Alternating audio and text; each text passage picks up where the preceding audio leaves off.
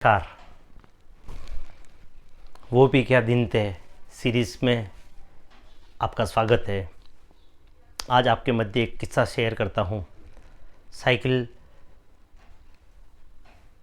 चलाना जब सीखे ही थे तो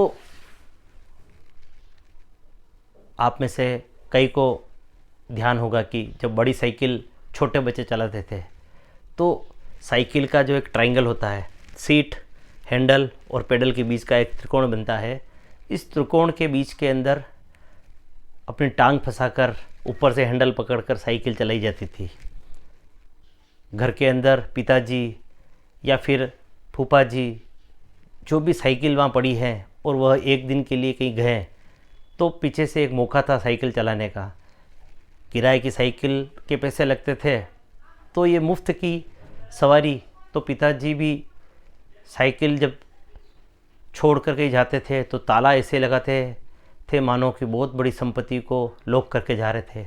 चाबी माँ को देकर जाते थे। माँ चाबी को कपड़ों की जो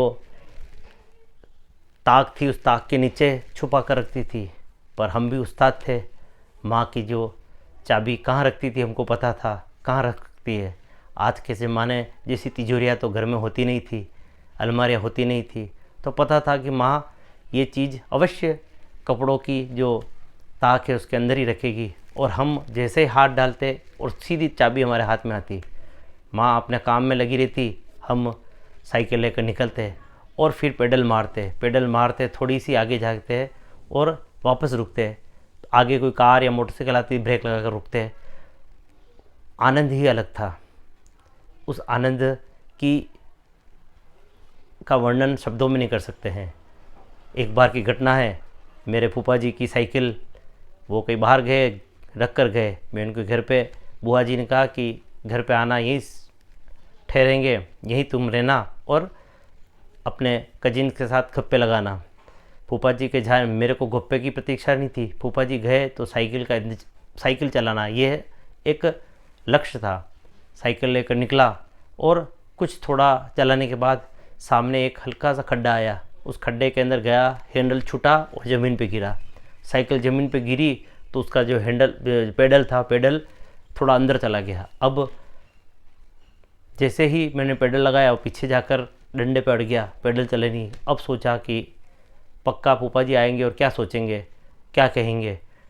आंखों से आंसू आने लगे। तो वहीं पर एक युवा व्यक्ति, दो जने बैठे थे। उन्होंने कहा क्या हुआ। मैंने बताया कि साइकिल का ये पेडल अटक रहा है। उन्होंने अपने घर के अंदर से एक लोहे का सरिया लेकर आए और पेडल और उस पाइप के बीच में फंसाया और खींचा तो वो पेडल ठीक हो गया और चलने लायक गाड़ी हो गई। साइकिल को चलाया और तुरंत अपने फूफा जी के घर पर रखकर बिना बताए बुआ जी को वापस अपने काम में लग गए। ये जो आनंद था, इस आनंद का आज की पीढ़ी को कल्पना ही नहीं है।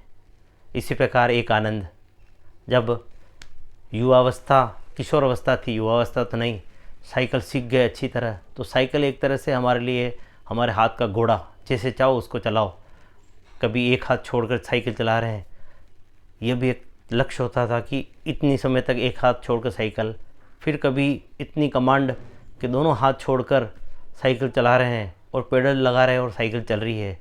और एक निश्चित लक्ष्य तक पहुँचे, उस तक पहुँचने के बाद अपने आप को विश्व विजेता महसूस करते थे।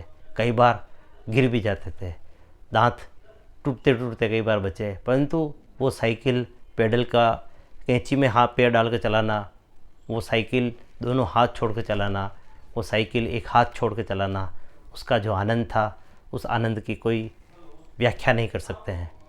आप सभी ने अपने जीवन में ऐसी किस्से अपने जीवन में महसूस किए होंगे। आज की पीढ़ी को उन किस्सों के बारे में जानकारी होनी आवश्यक है। नमस्कार, अगली बार किसी नए